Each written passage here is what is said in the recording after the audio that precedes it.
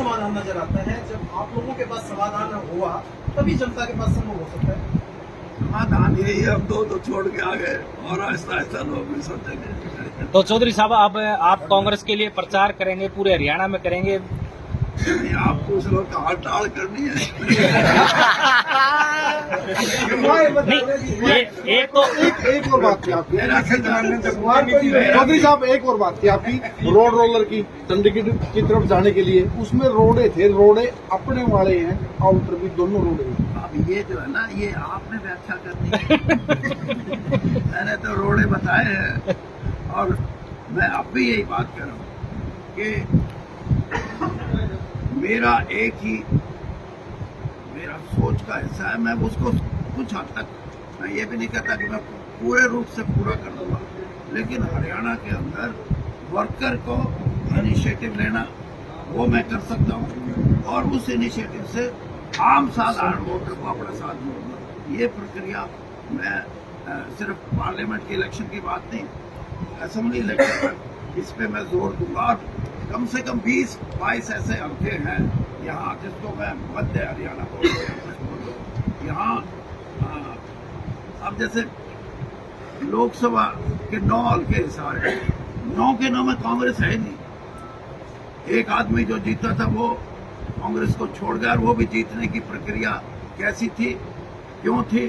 Congress BJP ने जिस तरह अपनी टिकट आखिरी वक्त में अपनी सोच के हिसाब से टिकट नहीं दी, वो भी एक कारण था कांग्रेस का जीतने का। तो यहाँ कांग्रेस को मजबूती देना इसलिए जरूरी है कि इस इलाके के अंदर हम अगर कांग्रेस को मजबूती देंगे तो यहाँ की जो राजनीतिक जो एक वैक्यूम है वो वैक्यूम खत्म करना जरूरी है।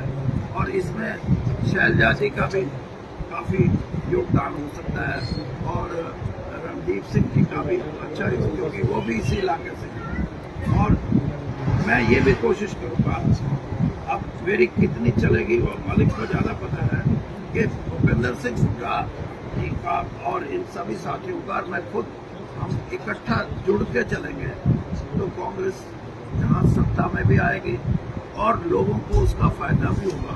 क्योंकि लोग अगर कांग्रेस के साथ वैसे नहीं है, आज कोई ये सोचे कि कांग्रेस वैसे ही बड़ी मजबूत हो रही है ना, बीजेपी से लोग नाराज हैं। मतलब दुखी लोग कांग्रेस की तरफ। हाँ, दुखी तो नहीं, नाराजगी है और नाराजगी भी इन एफिशिएंट गवर्नमेंट और पार्टी ने तो कभी कोशिश ही नहीं की। पार्टी का जो कार्यकर्ता है वो आज लड़ने का इसके अंदर जज्बा नहीं, और जज्बा इसलिए नहीं, किसी का आज तक 10 साल में किसी का बच्चा कोई नौकरी नहीं लगाया। कार्यकर्ता का बच्चे का कार्यकर्ता कोई साधु संत तो है नहीं कि सिर्फ आपकी सेवा में लगा हुआ या परमात्मा हुआ। पॉलिटिकल कार्यकर्ता ये चाहता है कि मेरी पहचान बने सामाजिक रूप से, प्रशासन में मेरे को जाना जाए कि मैं कार्यकर्ता हूँ। और इसके साथ साथ मुझे जिनसे मैं जुड़ाव रखूँ उनसे मैं ये तो कह सकूँ, यार तेरे को थाने से छुटवा के लाया था भाई, मैंने तेरा ट्रांसफर कराया था, मैंने तेरी नौकरी में मदद की। ये नहीं, मैं अपने लिए नहीं कह रहा, आप टोटल बीजेपी के जो हमारे से अब तो फिर भी बाहरी है, जो अंदरूनी है उनकी हालत ही है, इसलिए कमजोर है। और दूसरी तरफ क्षेत्रीय दल कमजोर हो गए। आज भी क्षेत्रीय दल का कोई भी लोगों में ये शौक नहीं है कि हम इनको वोट डाल दें। तो इसलिए कांग्रेस ही एक ऐसा अल्टरनेटिव है जिसको लोग ये समझते हैं कि इनके साथ जुड़ो, राज बदलो और कांग्रेस को सत्ता सौंपो। और कांग्रेस ने भी जो प्रॉमिस किए हैं या आगे असेंबली में जो अपना घोषणा पत्र लेके आएगी, उन चीजों पे भी लोगों की निगाह रहेगी। तो सर भाजपा में घर का रहना कौन कह रहा है? तो दुष्यंत से पूछ लो, बाप कहाँ के रहे हो? चौधरी साहब, आप राजनीति का आपको ज्योतिषी कहते हैं, तो क्या भविष्यवाणी रहेगी अब? मेरी भविष्यवाणी यही है कि 1 महीना है, चुनाव 1 से भी ज्यादा है, मतलब लास्ट जो है 1 तारीख को है ना, 1 जून तक निराशाजनक स्थिति जिस वोटर के मन में है वो इस तेजी से अपने कदम बढ़ाता है, दूसरी तरफ वो वोटों की गिनती का और सीटों की गिनती का निर्णायक भूमिका वो अदा करेगा। देखिए, जो इंडिया का जो गठबंधन है वो, जैसे मैंने अपने भाषण में भी कहा कि ग्रेजुअली आहिस्ता आहिस्ता लोग भारतीय जनता पार्टी से इंडिया गठबंधन की तरफ या भारतीय जनता पार्टी को वोट ना देने की जो प्रक्रिया है लोगों के मन में वो चल रही है। वो कितनी स्पीड से चलेगी उतना ही उनको नुकसान हो। सब चुनाव दो तरफ है, एक इंदिरा गांधी का एक नरेंद्र मोदी का। विपक्ष कहता है कि ये दो कांग्रेस है। आपने दोनों के साथ 10 साल आप यहाँ रहे, पूरी आपकी राजनीति, आप क्या मानते हैं कि डिफरेंस क्या है? देखिए, उस डिक्टेटरशिप को नहीं आप डिक्टेटरशिप कह सकते। वो ये था कि our prime minister is prominently ruling the country. मतलब प्राइम मिनिस्टर इंदिरा गांधी की एक छाप थी कि वो मजबूती से राज करती है। यहाँ मजबूती के राज करने के इरादे नहीं है। यहाँ तो संविधान को परिभाषित करना और प्रजातंत्र, लोकतंत्र की दिशा दशा कैसी हो और लोगों के अधिकार, वो सारी चीजें कितनी ऐसी हम बात हमको बोल सकते हैं जिससे ये बात झलकती है कि इन चीजों को, लोकतंत्र को खतरा संविधान को, ये बेसिक चीजें हैं जिससे कि आजादी को हम आगे 140 करोड़ का मुल्क है और दुनिया में इसको हम ये कि largest democracy of the world, तो ये बहुत बड़ी चीज है हमारी। और हम इस चीज को मजबूत रखने के लिए बेशक हम विपक्ष में भी हों, लेकिन विपक्ष भी उतना ही मजबूत होना चाहिए। कह रहा हूँ कि ये काटते काटते 10 साल लग गए। चौधरी साहब, आपने नायब सैनी जी को प्रदेश अध्यक्ष रहते हुए पार्टी को मजबूत करने का गुरु मंत्र दिया था। क्या वो आपका दिया हुआ गुरु मंत्र अब भी नायब सैनी को काम आएगा? मैं ये कहता हूँ कि मेरी अगर ये पहले ही मान लेते ना, नायब सैनी से पहले वाले मुख्यमंत्री भी मान लेते, तो मेरा यही है जो हम डिस्कस कर रहे हैं कि भाई वर्कर को जान डालो वर्कर में, और फिर वर्कर लोगों को आपको के साथ जोड़ेगा। दोनों काम नहीं हुए, और नहीं हुए इसलिए मैंने मुख्यमंत्री जी जो हमारे क्या नाम खट्टर साहब, उनको कहा, मैंने कहा खट्टर जी, दो चीजें हैं मेरे मन में, आप एक चीज लोगे तो एक बात है, नहीं लोगे तो कर लगे क्या। मैंने कहा एक तो चीज है आपकी विचारधारा, उसका अगर सिर्फ प्रचार करना है तो तीसरी टर्म आपको नहीं। और अगर एक साल पहले की बात है, या इस विचारधारा को 1 साल के लिए रखे, आप चुनावी विचारधारा में आ जाओ तो तीसरी बार मौका लग सकता है बीजेपी का और आपका। तो मेरे को बात में चौधरी साहब एक मिनट लेट मी कंप्लीट। ये बात करते करते 2 मिनट के बाद सोच के ऐसे चौधरी साहब एक बात कि दोनों इकट्ठी नहीं चल सकती।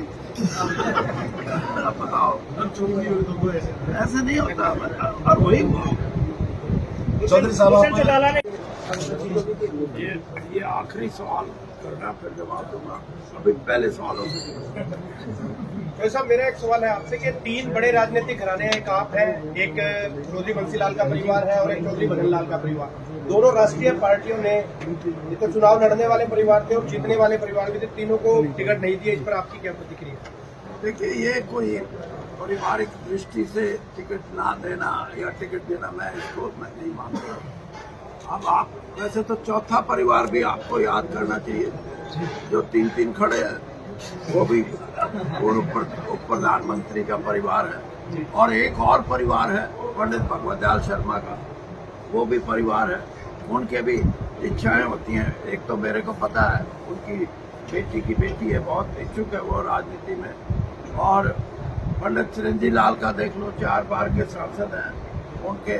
तो पारिवारिक दृष्टि से किसी को टिकट देना ना देना ये कोई जरूरी नहीं है। लेकिन ये ठीक है कि भूपिंदर सिंह सांसद, और वो भी हिसार से, और वो भी ऐसी स्थिति में जब सारी राजनीतिक जो सोच के जो लोग राजनीति को इस दृष्टिकोण से देखते हैं कि कंफर्टेबल राजनीति कहाँ रहेगी, वो सब बीजेपी बीजेपी बीजेपी।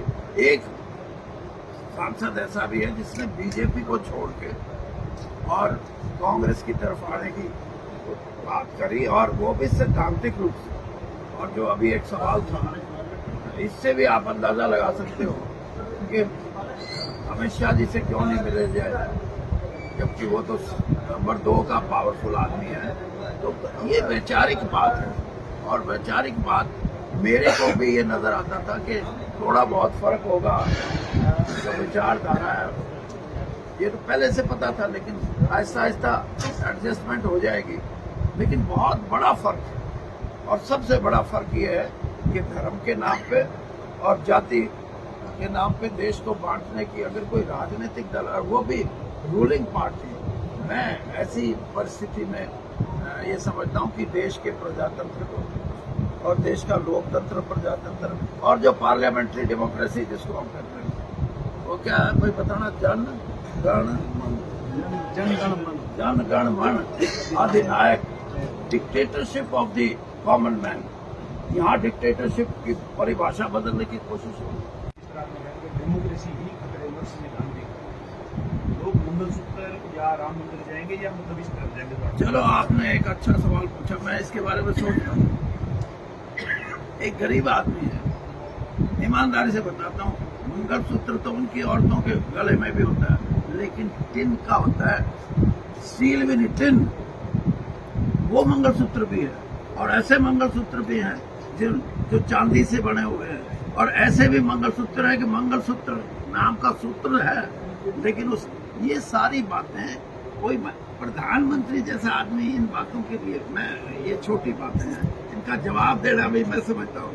क्या आप यानी एक चीज को सारे घुमा फिरा के उस चीज को, ये है कि मुसलमान क्या गले में कुछ पहनते नहीं, लेकिन राजनीति में धर्म भी नहीं खत्म है, धर्म की व्याख्या को छोटा बना के प्रस्तुत करना, ये किसी राजनेता का काम नहीं, प्रधानमंत्री का तो होना ही नहीं चाहिए। चौधरी साहब, आपने